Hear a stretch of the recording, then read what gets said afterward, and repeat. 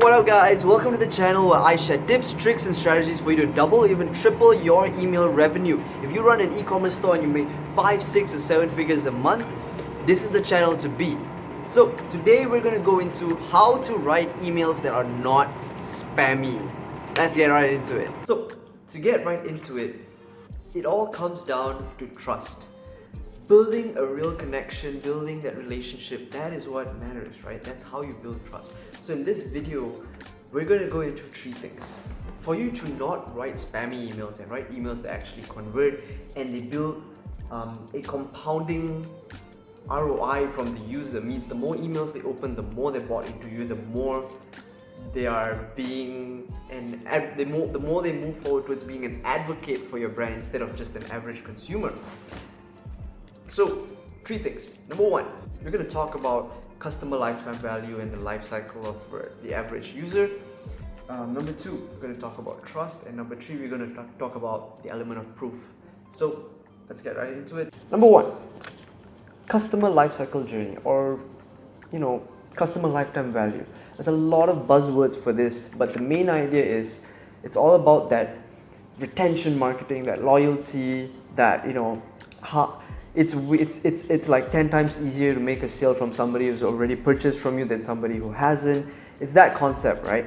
So what is this idea all about? So to put it simply, the idea is that when you spend so much time and energy and money to acquire a customer, to get them to take their first step into your life, to your ecosystem, into your business. Businesses are spending more than they have to get more purchases from the customer, or not even like purchase, just to extend the life value of the customer, when it really doesn't have to cost that much, right? The expenditure they're putting in is into more ads. Like, they're already in your life, in your ecosystem, guys. You don't need to keep on retargeting them to make more sales, which is why email marketing is great for that.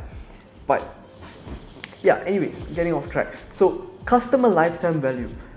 Different customers are going to be worth different amounts of value in their whole lifetime. Like, how long does the average customer stick with you? 5 years, 10 years, 20 years, 1 week? When you have an understanding of how long a user sticks with you, and you know how much of a percentage of people who spend, throughout their lifetime they spend $10,000, or throughout the average lifetime they spend $1,000. That is the customer lifetime value, right? So once you start to identify what makes a customer who is worth $1,000 to your business, and what makes a customer who is worth $10,000 to your business, and from that, starting from that is where you create content. Is how you decide to craft your emails and your messaging to attract these customers, to systematically approach email marketing, right? So that's the whole idea of customer life cycle and this lifetime value idea. I don't like going into deep, complex concepts, because what it does is, see, people created this concept. It's a textbook concept for a reason. It's meant to explain something else of a deeper, broader thing. This is all about email marketing. I want to talk about what works, what results, outcomes. So we're all about results based, right? So it doesn't matter who created the concept or what the obvious concept is. Don't worry about that. Don't get overwhelmed. Just think about it in terms of practical terms. How can I apply this to my business to get a tangible ROI that compounds over time and it's consistent and building something long term?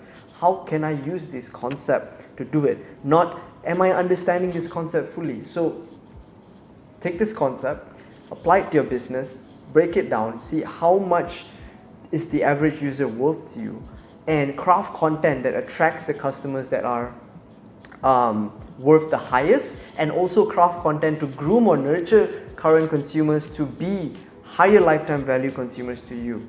So that's number 1. Number 2, trust. So building trust is huge with emails. It doesn't matter whether you're sending a discount email or a content email or a newsletter.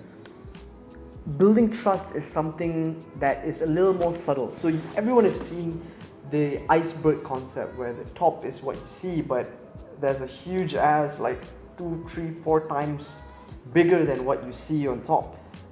That is trust. These are the things that build the trust. What you see is the type of emails. Oh, send discount emails, send content emails. But all that thing down there, all those things down there, that is what builds the trust. So what are these things? Simple. Your tone, the type of content you choose to put out. Like, content is content, sure, but what kind of content, what specific content you send them, that matters a lot. Vulnerability, exposing momentary moments of weakness, opening up on times when you were less successful as a business, opening up on times when you were about to fail. Real people. It doesn't matter if it's the intern, the founder, the marketing manager. The more real people you connect with your brand, the more trust is built automatically. It's just one of those fundamentals, right? Behind the scenes. So talking about how you process things, how does your sourcing process works, how's your financing, how do you guys approach accounting, all this stuff, how do you guys approach hiring. You don't have to give away your secrets, right? But all you need to do is approach it in an angle of like, yo, this is how we do things. It's kind of like a sneak peek behind the curtain. That works too. And lastly is just story, the power of a story, right?